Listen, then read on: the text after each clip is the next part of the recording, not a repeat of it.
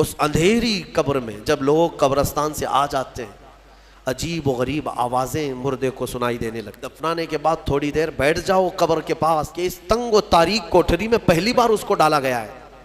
زندگی بھر کبھی اتنے چھوٹے گڑھے میں نہیں سویا. قدر گھبراہٹ ہوتی ہے، بہت گھبراہٹ ہوتی ہے. یہ مت سمجھنا کہ مردے کو اب کچھ پتہ نہیں چلتا. یہاں قرآن پاک پڑھتے وقت تمہارے اندر رقت طاری ہو تو سمجھ لینا ایمان بھر گیا ہے. قرآن کی یہ صفت بتائی گئی وَإِذَا تُلِيَتْ عَلَيْهِمْ آيَاتُهُ زَادَتْهُمْ ایمانا. یہ کون لوگ ہیں جو اللہ تبارک و تعالیٰ کے پرہیزگار بندے کون ہوتے ہیں؟ ان کے بارے میں اللہ فرما رہا ہے کہ جب ان کے پاس قرآن کی آیتیں تلاوت کی جاتی ہیں تو ان کا ایمان بڑھ جاتا ہے. وَجِلَتْ قُلُوبُهُمْ، ان کا دل ہلنے لگتا ہے شوق سے اللہ کی بارگاہ میں. حضرت امام اعظم ابو حنیفہ رحمۃ اللہ تعالیٰ علیہ مغرب کی نماز کے لیے حاضر ہوئے. صرف قاری قرآن نے اذا زلزلت الارض زلزالہا یہ سورہ پڑھی، اتنا رونے لگ گئے، اتنا رونے لگ گئے. اس میں قیامت کا ذکر ہے کہ یاد کرو کس چیز کو؟ جب زمین ہلا دی جائے گی. وَأَخْرَجَتِ الْأَرْضُ أَثْقَالَهَا، اور زمین کے اندر کی ساری بوجھل چیزیں نکال دی جائیں گی باہر، زمین سب اگل دے گی. اور سورہ قاریعہ میں اللہ نے فرمایا یوم یکون الناس کالفراش، لوگ اس دن پتنگوں کی طرح ہوں گے، اڑ رہے ہوں گے. وتکون الجبال کالعہن، اور پہاڑ روئی کے پھاہے ہوتے ہیں، روئی کے اس طرح پہاڑ جو ہے ہواؤں میں اڑ رہے ہوں گے. پورے بڑے بڑے پہاڑ روئی کے پھاہے کی طرح اڑ رہے ہوں گے. اللہ نے قرآن پاک میں جو قیامت کے تذکرے فرمائے، امام اعظم ابو حنیفہ صرف سورہ زلزال پڑھتے رہ گئے. عشاء کا وقت آیا، عشاء پڑھی، پھر کھڑے ہو گئے. صرف یہی اذا زلزلت الارض زلزالہا اسی میں رہ گئے. اتنا روتے تھے، اتنا روتے کہ ان کی داڑھی سے آنسوؤں کا پانی ٹپ ٹپ ٹپ گرنے لگا مسجد کے اندر. آپ کی عمر اس وقت قریب 70 سال کی ہے، قریب 70 سال کی.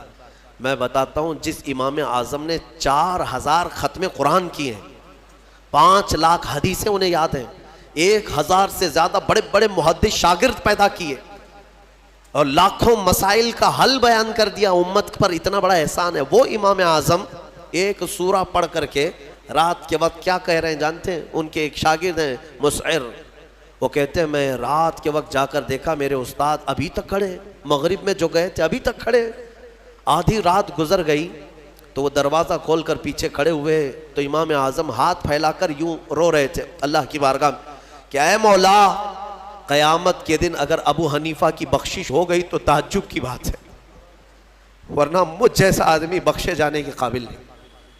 امام اعظم کہہ رہے ہیں میری بخشش ہو گئی تو تعجب کی بات ہے، جس نے 4000 ختم قرآن کیے ہوں.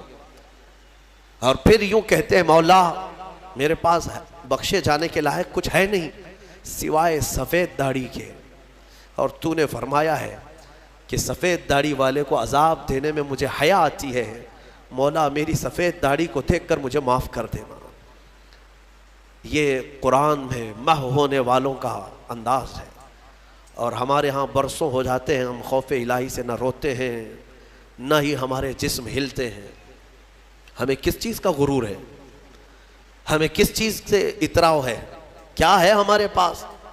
دنیا کے جو سب سے اچھے لوگ تھے وہ صحابہ تھے. ایک بار وہ زور سے ہنس رہے تھے تو میرے آقا نے صرف ان کو اتنی بات پر پوچھا کیا تم سبوں نے قیامت کی تیاری کر لی؟ تو اتنی زور سے ہنستے کس بات پر ہو؟ صحابہ ہنسنا بند کر دی. اور ہمارے حال یہ ہے نہ وضو ڈھنگ کا ہے، نہ قرات ڈھنگ کی ہے، نہ نمازیں ہو پائی ہیں، کچھ نہ ہو کر کے بھی ہمارا سینہ چوڑا کر کے ہم زمین پر گھوم رہے ہیں. اللہ کے خوف سے لرز جاؤ. اور قرآن عظیم کی تلاوت جو بندہ کرتا ہے کثرت سے، اللہ تعالیٰ کا وہ ایسا محبوب ہوتا ہے، ایسا محبوب کہ آپ دیکھنا موت کے وقت بھی اس کے چہرے پر نور طاری ہو جاتا ہے.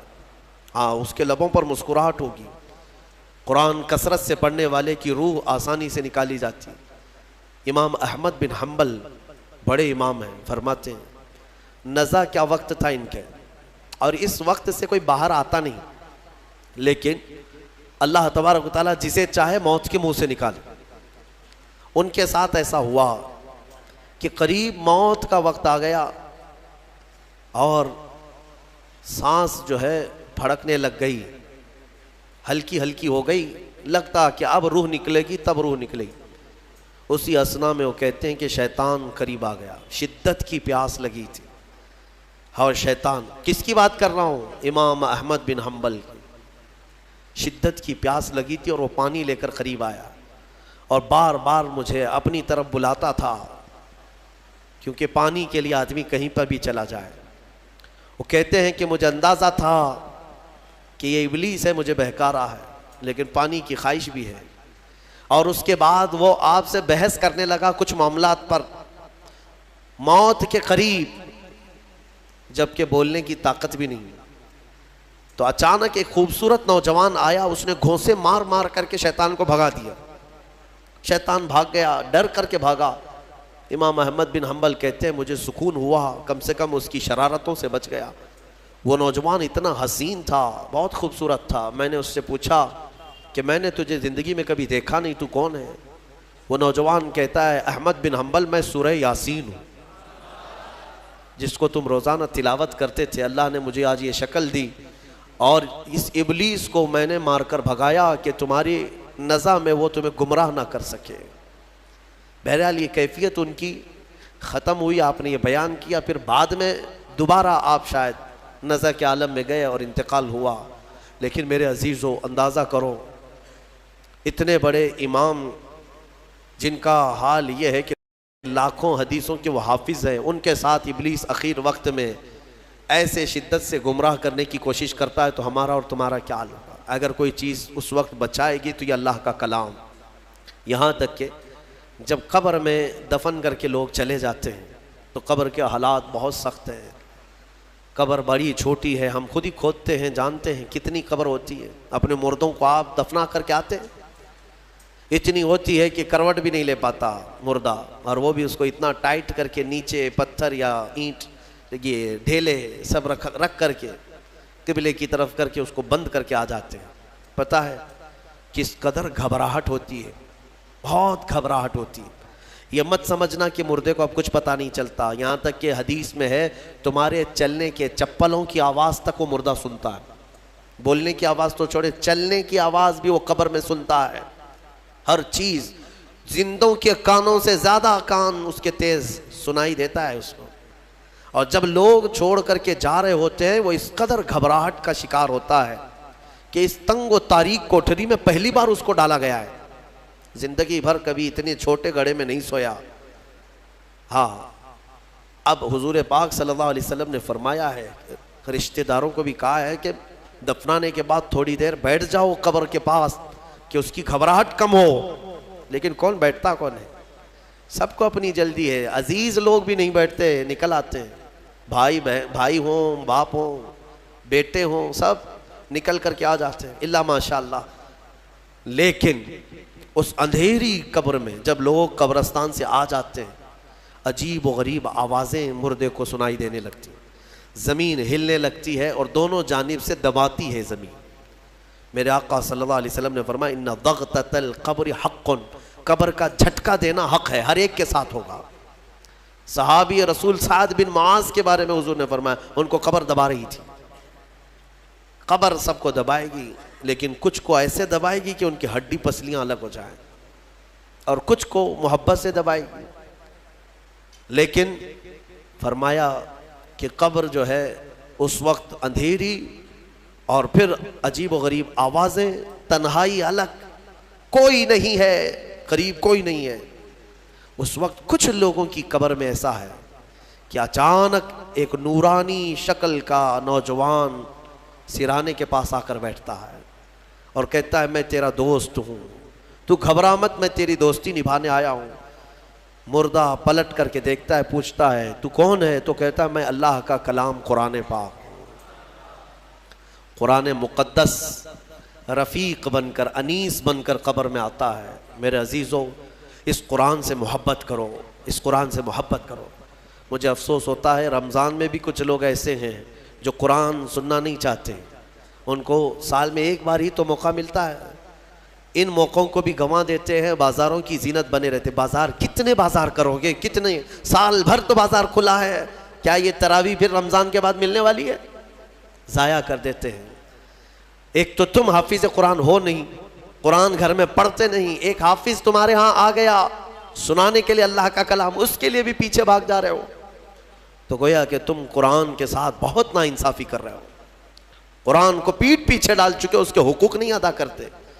گھروں میں جا کر کے دیکھو تو بہت اونچے طاق پر اس کو رکھ دیا ہے، قرآن پر تو اتنی دھول جمع ہوتی ہے کہ اتنی دھول نہ فریج پر نہ ٹی وی پر، ٹی وی اور فریج اور واشنگ مشین تو روز صاف ہو جاتے ہیں، قرآن پاک پر ہاتھ بھی نہیں لگتا۔ کیوں قرآن کے ساتھ یہ دوہرا سلوک ہے؟